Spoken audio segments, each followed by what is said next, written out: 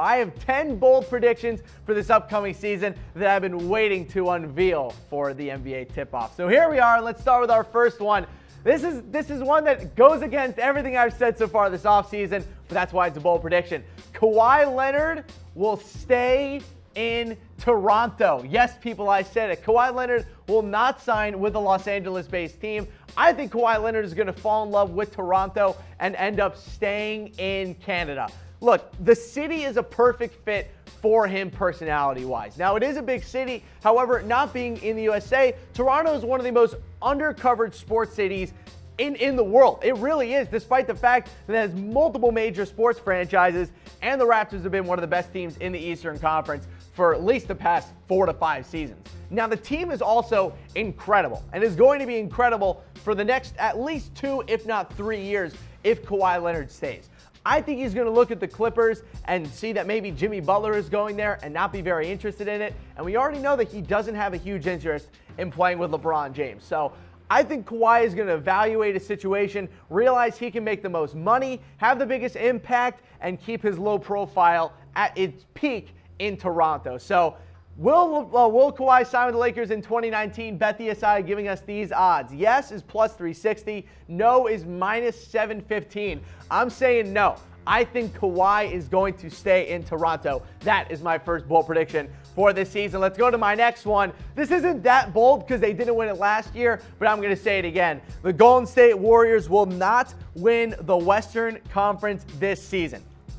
They won't. Straight up and down, done. I think the Warriors are just, look, they don't care at all about the regular season anymore. They don't. Why should they? It's finals or bust for the Golden State Warriors. I think you're going to see them rest guys more this season. I think Curry's going to get more games off this year. I think Draymond's going to get some games off this year. Don't be surprised if Durant gets some off as well during the end of the season. But there's also a lot of great Western Conference teams that could steal that #1 spot away from the Warriors. The Rockets could do it again. The Jazz could do it. The Lakers could even do it if things roll the right way for them. So I don't think the Warriors are going to win the West. I don't think they care or not if they win the West. I don't even think they're going to get to 60 games this year. But overall, watch out for the Warriors this year. I just don't think they're going to try that much in the regular season. Hell, they're not even going to have their best starting 5 until the playoffs start. So that's bold prediction number 2. Let's go to number 3.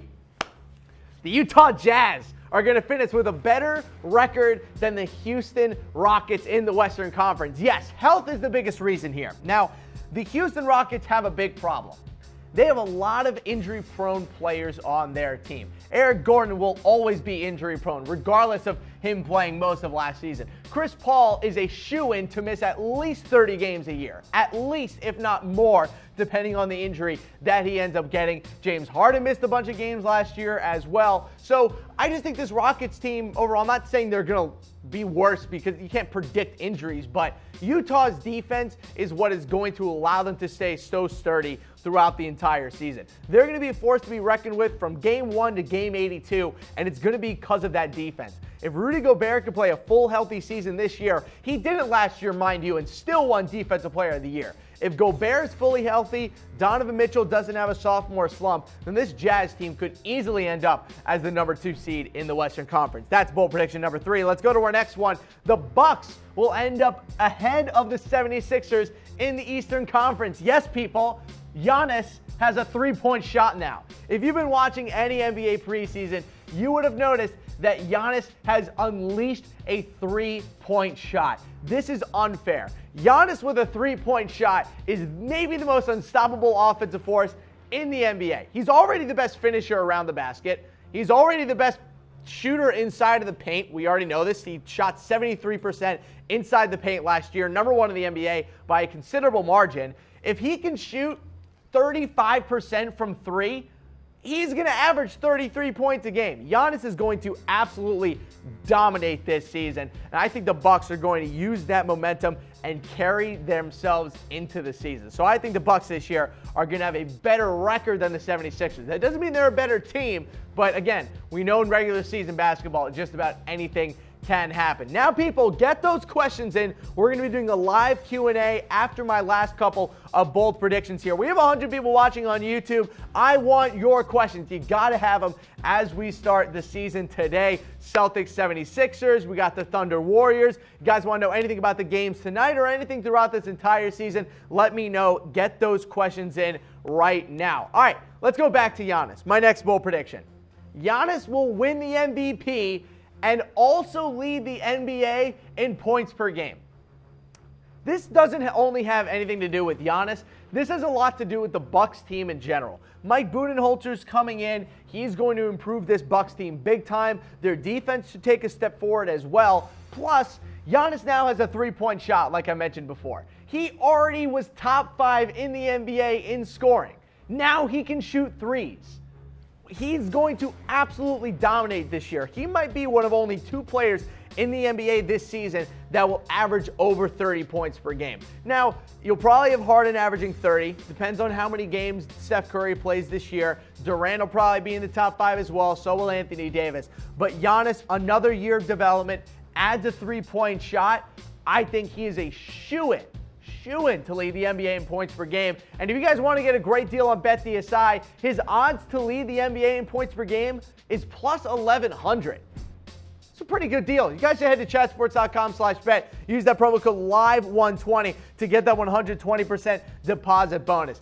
Absolutely you should take Giannis to lead the NBA in points per game. He is going to have a nuts season this year. Nuts. The dude can shoot threes now, and he's already the best finisher in the NBA. He's going to have a fantastic year.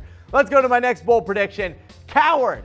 He's going to finally shoot 50 threes. Yes, Ben Simmons, after only shooting 11 total threes this year, is going to shoot 50 at least on the year. Now, 50 might sound like a lot, which, it kind of is for a guy who, doesn't shoot threes at all. But it sounds like they want to start trending him to a more three-point shooting-based game. Obviously, he's always going to be a more around-the-basket kind of player.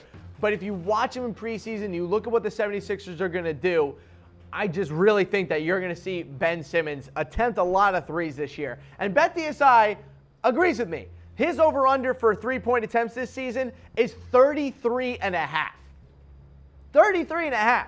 I'm taking the over on that one. Ben Simmons is going to have a lot of open shots this year. So if you want to see Ben Simmons shoot some threes, go put down some money on that over. Minus 115 for over 33.5 attempted threes this year for Ben Simmons. I think he's going to sky past that. There's no reason he shouldn't. He's not that much of a coward. He'll end up shooting some threes this year. There's 82 games. If he shoots 1 3 every other game, he'll still get to around 41. If he shoots 2, maybe he'll end up at around 100. So I think he'll at least get to 50 this season. Let's go to my next bold prediction. Nikola Jokic will have more triple-doubles this season than LeBron James. Look, Paul Millsap is going to be healthy this season for the Denver Nuggets. He's going to put up some decent numbers for Denver, but he's also going to open up some more assists for Nikola Jokic around the basket. They have a lot of shooters this year, talking about the Denver Nuggets. They have a lot of shooters on the perimeter this year and a lot of guys down low. I think this Nuggets team is going to be very, very good, and Nikola Jokic is their leader on the offensive side of the ball. He had almost 20 triple-doubles last season. He should take a huge step forward again this season on the offensive side of the ball. Don't be surprised if Nikola Jokic dominates the NBA this year in terms of triple-doubles. I think that Russell Westbrook will end up with the most because triple-doubles is, kind of his thing, I guess. But I think that Nikola Jokic this year is going to outpace LeBron James in that category. Let's go to our next bold prediction here. Kawhi Leonard is going to outscore DeMar DeRozan in points per game this season. Now, that doesn't really seem that bold of a prediction, but according to BetDSI, you guys can actually get some pretty good odds on this one. We have a question for you guys, and I want to know from you as well. Answer in the comments section. Who will average more points per game this season? Will it be Kawhi Leonard or will it be DeMar DeRozan? BetDSI thinks it's going to be DeMar DeRozan. They're giving him minus 130 odds in order to outscore Kawhi this year. I think they're nuts. I think Kawhi Leonard is going to totally outpace DeMar DeRozan. Kawhi Leonard is going to average 28, 29 points per game this year as the #1 option on the Toronto Raptors. I think DeMar is going to have to move the ball a little bit more. They have a lot of scorers on that team in Rudy Gay along with LaMarcus Aldridge, whereas Kawhi Leonard, a lot of the other scorers that he have on his team are more complementary guys. Danny Green, three-point shooter. Kyle Lowry took a big step back in terms of his points per game output last year. Serge Ibaka has feet made out of cement. So Kawhi Leonard is going to end up taking the scoring load for the Raptors. I think he's going to have a fantastic season. I think he's going to totally outpace DeMar DeRozan this year. Let's go to my next bold prediction. Lonzo Ball is going to finish top 5 in assists per game this season. Now, I know it's already been announced that he will not be the starting point guard for the Lakers to start the season, but Lonzo will be starting by midseason because the Lakers are going to realize that he is so far and away better than Rajon Rondo that they're going to absolutely allow Lonzo Ball to start. Quick tangent here. Ninja Gamer, thank you for subscribing. Throw a question in and you'll get a free answer. I'll bring it up on screen. I'll give you another shout out. Thanks for the subscription. But Lonzo Ball is going to dominate this year once he gets back and is fully healthy. Probably won't end up being fully healthy until around the middle of November, but he has a lot of versatile scorers around him. And also, yeah, LeBron James is there now. So with LeBron there, that just opens up more possibilities for assists for Lonzo Ball. Now, there is also an argument to be made that LeBron James is going to take away assists from Lonzo Ball. But you have to remember, Lonzo is now part of the second team for the Lakers. I don't know how often he's really going to be playing with LeBron. He's going to be playing with the likes of Kyle Kuzma, Josh Hart, and a couple of the younger players on the Lakers. So with that being said, he's going to have chemistry already with those younger guys. So he's not going to fall behind too much. I think over the first month and a half, he'll average about 5 to 6 assists per game. This dude averaged 7 assists per game last year. He should be able to take another step forward this year. Let's get to my next bold prediction. Anthony Davis will not be traded this year, even if he requests a trade from the Pelicans. A couple reasons why. A, I don't think there are many teams that the Pelicans would trade him to in the first place. They certainly aren't going to trade him to any team inside of the Western Conference. All these Lakers, Anthony Davis trade rumors are a load of crap. Huge load of crap. Maybe Anthony Davis signs to them as a free agent. The Pelicans are not trading the best player in the history of the franchise to the Los Angeles Lakers. That ain't happening. So now you're stuck in the Eastern Conference. Well, if you look at the East, there really aren't a ton of teams that have the assets to make a move for Anthony Davis. There really aren't that many teams. So it really comes down to, I don't know, the Celtics, but they're probably not going to make a move. Maybe the 76ers aren't going to make a move. Their entire front court is already set with Joel Embiid, Dario Saric, and Ben Simmons. The Bucks aren't going to make a trade for him. They don't have the draft capital. The Pacers aren't going to make a move. Like, there just aren't that many teams that Anthony Davis could actually get traded to. So BetDSI is giving us odds on no at -195.